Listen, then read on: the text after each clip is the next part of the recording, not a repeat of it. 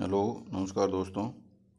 कल 12 अगस्त को NC non collegiate वालों का जो सेकंड पेपर हो गया हुआ था वो आपके सामने है। कैसा हुआ था देख लो आप।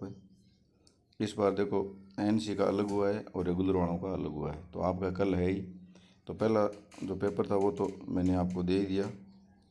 और सेकंड पेपर कैसा हुआ था एक बार सरसरी तौर से आप देख लो। अभी आपके पास समय है ना। ये दिन पड़ा है, पूरी रात पड़ी है और कल का आधा दिन है। ये देखो, BA part third NC examination 2021 political science paper second. तो 10 जो छोटे प्रश्न आए थे वो आए थे संयुक्त राष्ट्र संघ के कोई 2 विशिष्ट अभिकरण, है ना।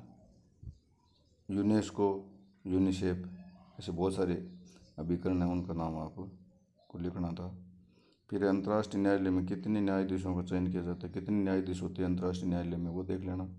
और कार्यकाल 9 वर्ष का होता है इनका, वो देख लेना। फिर तीसरा आया था देतांत से यहाँ पे क्या समझते हैं। मतलब शीत युद्ध, संयुक्त राज्य अमेरिका और सोवियत संघ के मध्य जो तनाव का जो समय था उसको शीत युद्ध कहा जाता है। शीत युद्ध 2 हुए थे, पहला और दूसरा। इन दोनों के बीच में एक ऐसा समय आया था जब दोनों महाशक्तियों के मध्य संबंध जो मैत्रीपूर्ण हो गए थे, उसी को देदांत कहा जाता है, यानी तनाव शैथिल्य। इसका एक दूसरा नाम है तनाव शैथिल्य, यानी तनाव में कमी आना। दोनों में मैत्रीपूर्ण संबंध हो गए थे, कुछ समय तक ये चला था, उसी को देदांत कहा जाता है। फिर एक प्रश्न आया था गुटनिरपेक्ष आंदोलन के संस्थापक कौन थे।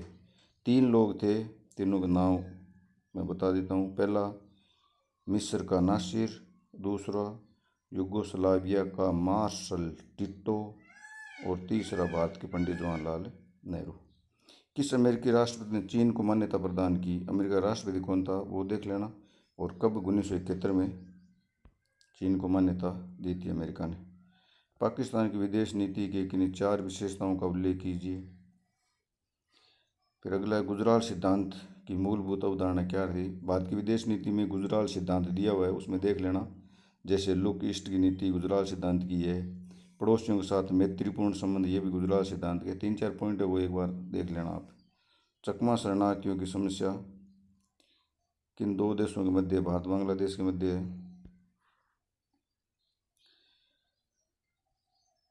फिर अंतर्राष्ट्रीय राजनीति की 2 अद्यतन प्रवृत्तियों को अंकित कीजिए। आपके जो सिलेबस में BL फड़ियावल जो किताब है ना, उसमें एक पाठ दिया हुआ है अंतर्राष्ट्रीय राजनीति की समसामयिक प्रवृत्तियां और मुद्दे। तो उसमें जो पॉइंट है उसमें से 2 देना है आपको, जैसे शीत युद्ध का अवसान है, यूरोप का एकीकरण है ना, सैनिक संगठनों का घटता महत्व। बहुत सारे पॉइंट है, उसमें से कोई 2 आपको पॉइंट बताना था इसमें। और नवीन अंतर्राष्ट्रीय अर्थव्यवस्था से आप क्या समझे। नवीन अंतर्राष्ट्रीय अर्थव्यवस्था को आप क्लियर कर लेना। इसका प्रश्न सेकंड यूनिट में भी इस पेपर में आया है और आपके भी आएगा। सेकंड यूनिट में पहला प्रश्न आया था संयुक्त राष्ट्र संघ की महासभा के कार्यों का वर्णन कीजिए। ये मैं अपने जो इम्पोर्टेंट वाला पेपर था उसमें मैंने महासभा वाला आपको बताया था। फिर इसका तो आ गया सुरक्षा परिषद का पुनर्गठन समय की आवश्यकता, ये कथन है। इस कथन के पक्ष में कुछ तर्क दीजिए। फिर सेकेंड यूनिट का दूसरा प्रश्न शीत युद्ध के पतन के लिए उत्तरदायी प्रमुख कारणों को समझाइए। तो शीत युद्ध का पतन कैसे कैसे हुआ था, उसके जो कारण है वो पॉइंट आप दे देना यहाँ। फिर है गुटनिरपेक्ष आंदोलन के विकास में भारत के योगदान की विवेचना कीजिए। भारत एक संस्थापक गुटनिरपेक्ष आंदोलन संस्थापक सदस्य था।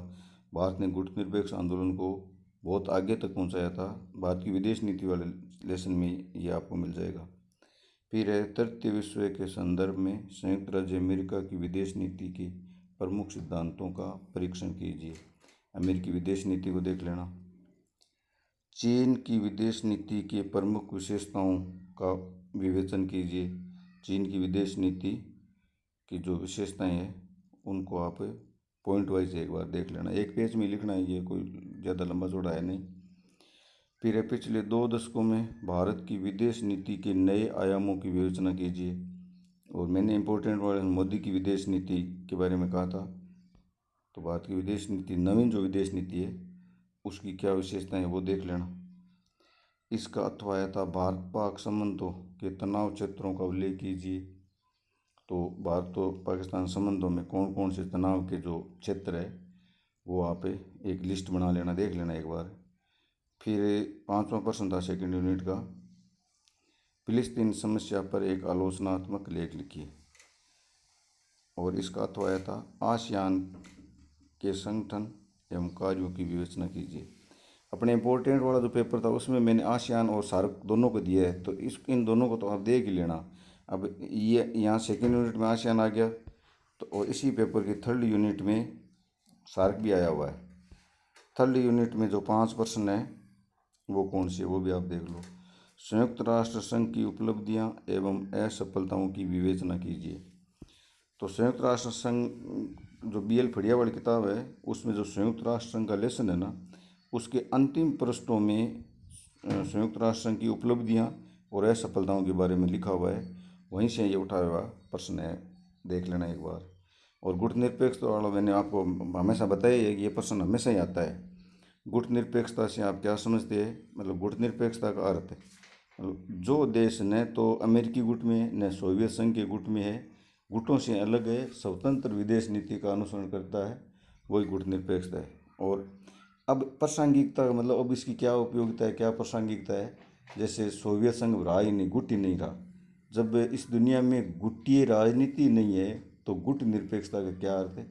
लेकिन उस किताब में कुछ बिंदु दिए हुए हैं, वो पॉइंट आप देख लेना कि इस वजह से आज भी गुट निरपेक्षता की आवश्यकता है। फिर चीन की विदेश नीति की नवीन प्रवृत्तियों की विवेचना कीजिए। चीन की विदेश नीति की जो विशेषताएं हैं वो देख लेना। भारत की विदेश नीति की प्रमुख विशेषताओं का परीक्षण कीजिए। भारत की विदेश नीति है ना, गुट निरपेक्षता की विदेश नीति है, शांतिपूर्ण संबंधों की विदेश नीति है ना, पंचशीलता पे विश्वास करने वाली नीति, संयुक्त राष्ट्र संघ में विश्वास करने वाली नीति,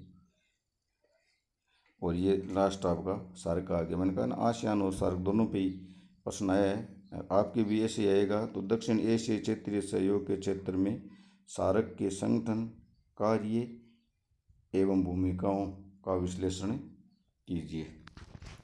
ठीक है दोस्तों, ये ऐसा ही पेपर आया था और आप एक बार इनको सरसरी तौर से देख लो।